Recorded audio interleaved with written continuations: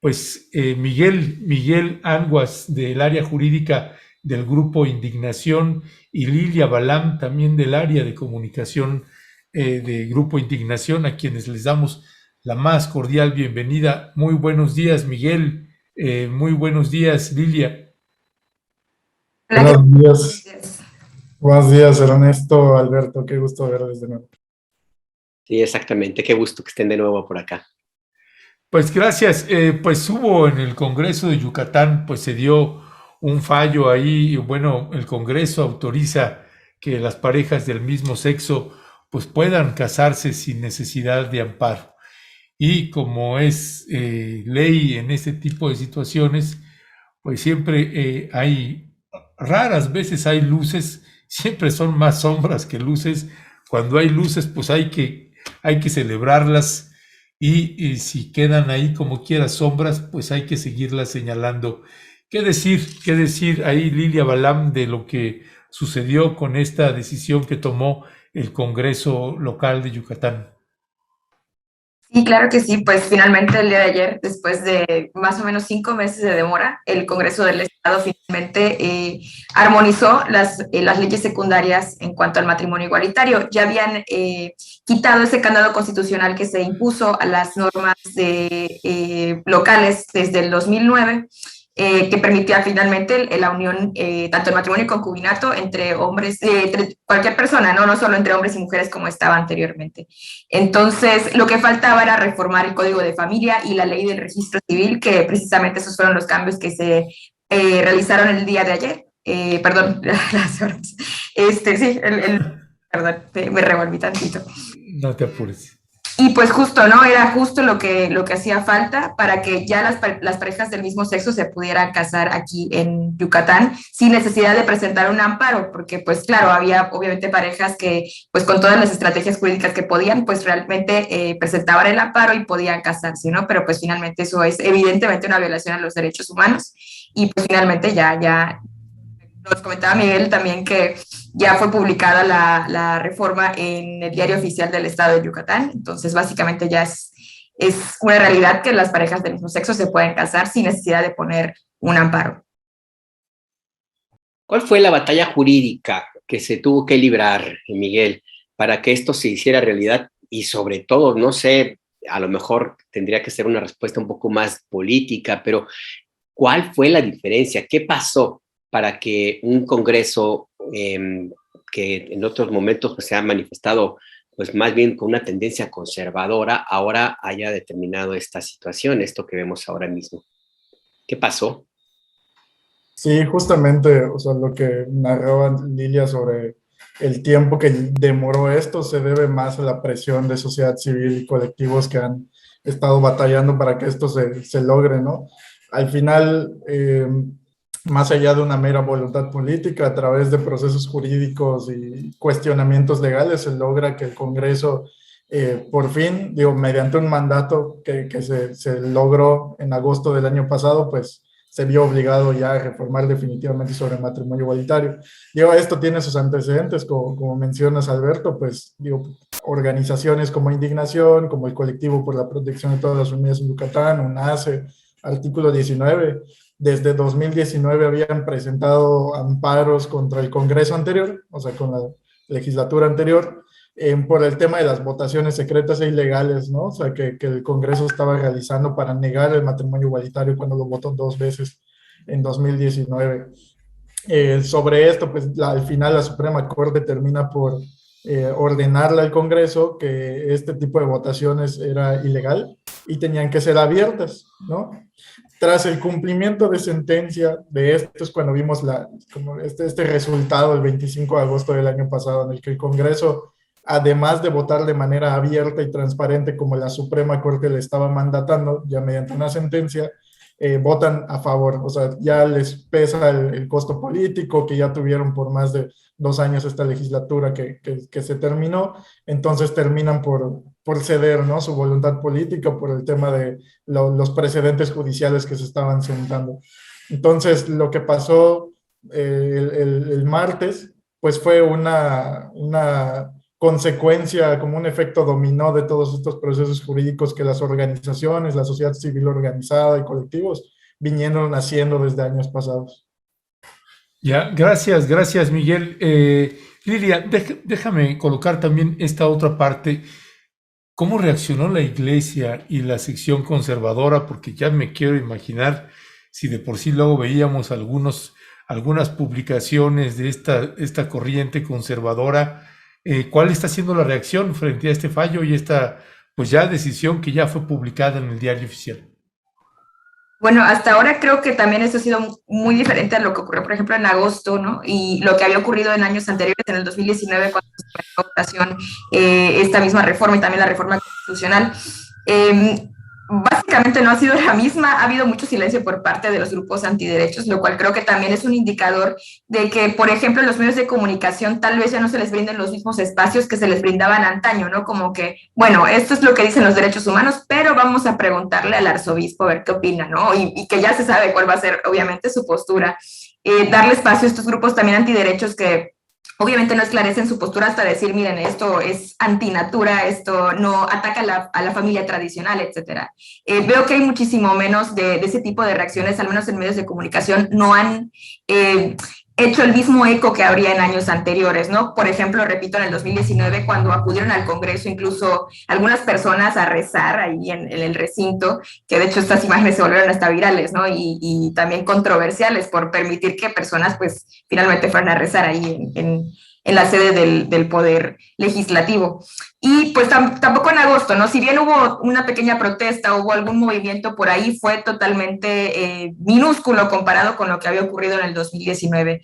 Quiero pensar también que esto también se debe a que pues ya hay cada vez un poquito más de conciencia respecto a que esto es una cuestión de derechos humanos, no una cuestión de religión, ni de ideologías, ni de nada. Es una situación en que todas las personas tienen que gozar de los mismos derechos. Sí, efectivamente, esa es una concepción que está allí, que en teoría pues tiene que aplicarse, pero del dicho al hecho hay un gran trecho, Miguel, y aquí el tema es que, bueno, a ver, la experiencia en otros casos de cuando hay un proceso judicial jurídico de avanzada, progresista, de pronto la atención suele quedarse ya en la consumación, en el establecimiento legal, en el establecimiento ya en el papel. Pero hay mucho camino todavía, porque no se trata nada más de que ya sea legal el que las personas que del mismo sexo decidan contraer matrimonio, es que tiene que garantizárseles que lo puedan hacer, porque una cosa es que el papel lo diga y otra cosa es que los jueces de paz, los registros civiles, pues estén dispuestos a hacerlo. ¿Cuál es la tarea que ven ustedes en adelante? No sé si Indignación vayan a querer acompañar este proceso, Miguel. Sí, claro, no, totalmente de acuerdo, Alberto. Digo, al final todo se va a reducir, aunque la ley lo diga, como sucede en muchos casos de litigio, ¿no? Digo, aunque las leyes lo reconozcan, aunque las leyes sean maravillosas, al final la autoridad última que la aplica es la que termina pues, por violar estos derechos, ¿no? A discriminar, a no ser igual con las personas. Yo creo que en este caso de matrimonio igualitario, al menos en el tema del registro civil, su postura política, por decirlo de alguna forma, siempre ha sido decir que son una autoridad que ejecuta, ¿no? O sea, no interpreta las normas, solo las ejecuta. Entonces, ahí siempre mencionaban ese argumento para impedir el matrimonio para parejas del mismo sexo, a pesar de que ya había jurisprudencia, a pesar de que ya los tratados internacionales, la Corte Interamericana, etcétera, y todo este discurso que venimos argumentando a lo largo de estos años, aún así el registro se negaba. Ahora me parece que con estas adecuaciones legislativas, ya en el Estado ya no, ya, o sea, ya está bastante claro, ¿no? El camino de que ya se debe respetar y garantizar el matrimonio a parejas del mismo sexo. Entonces, por ese lado, yo creería, ¿no? O sea, que el registro civil sí debería garantizar estos procedimientos.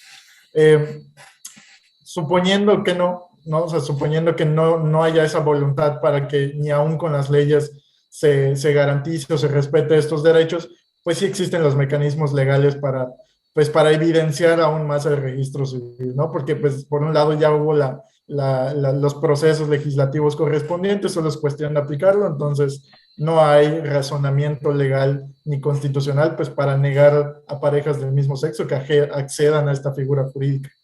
Me parece que ahora eh, el tema del matrimonio igualitario por ahora se puede ver como una victoria, pero definitivamente lo que es la agenda LGBT, o sea, en su generalidad, ¿no? O sea, en el tema de personas transgénero, en el tema de adopciones homoparentales, lesbomaternales, entre otras cosas, eso todavía está en la lucha y en la agenda legislativa, por ejemplo, que todavía son temas que van para largo y que también se van a luchar seguramente jurídicamente en el futuro. Digo, y actualmente, independientemente de los casos concretos que se van viendo a través del amparo, a través de demandas que se presentan a nivel federal para que se reconozcan. Ya, pues gracias Miguel. Pues ya nada más para cerrar, ¿cuál está siendo también la reacción de la comunidad LGTB y estas comunidades pues más diversas frente a esta decisión del Congreso local? ¿Y cuál es pues qué sigue? ¿Qué sigue ahorita las batallas que se avecinan? Que es, como bien señalaba Miguel, pues es un avance, pero falta todavía mucho. ¿Qué es lo que nos termina faltando? ¿Y qué es lo que si se está concentrando las organizaciones para empujar estas otras iniciativas? Pues sí, precisamente todavía queda un largo camino por recorrer. Queda también ver las adecuaciones que se realizaron fueron suficientes o será necesario tal vez realizar otro tipo de reformas a otro tipo de normas locales, ¿no?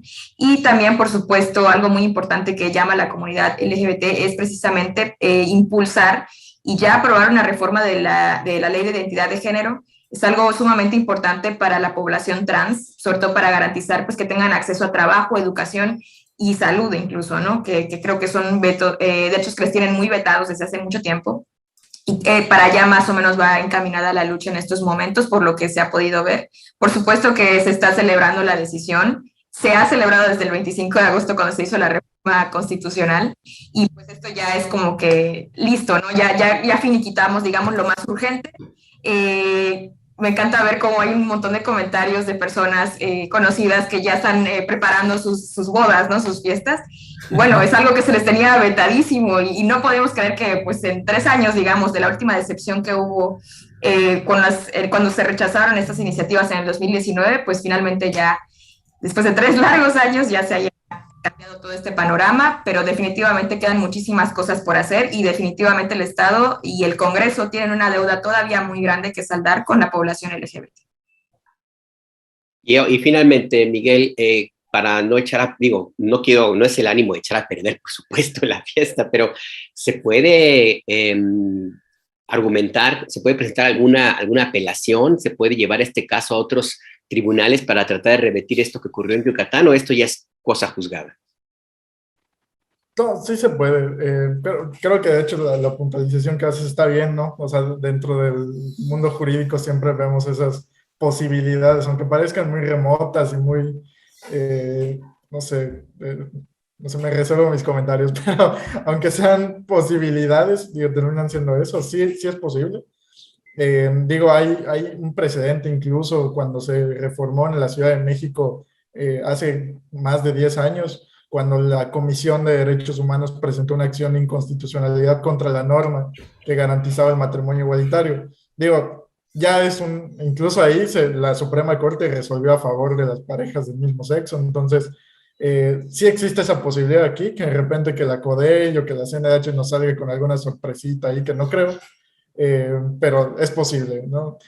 Por otra parte, pues, digo, los colectivos que no están a favor, como el Frente Nacional por la Familia, la Red Pro, entre otras, pues sí podrían accionar una serie de amparos e intentar vía judicial el tema, pero sinceramente no es una norma que les afecte y me parece que eso es lo que siempre se ha apelado, ¿no? O sea, que son grupos que se dedican a tratar de restringir derechos a otras personas, a otras poblaciones, no a las de ellas.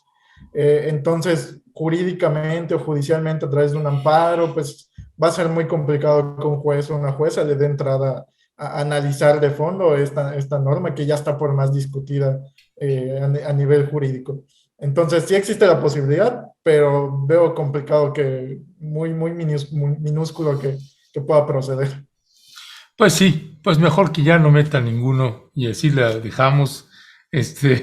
No, digo, con todo respeto, como dice el clásico, no, pues Lilia Balam y Miguel Anguas, les queremos agradecer muchísimo que nos hayan acompañado. Estamos bien harto contentos de que ya está otra vez acá Indignación con nosotras y nosotros.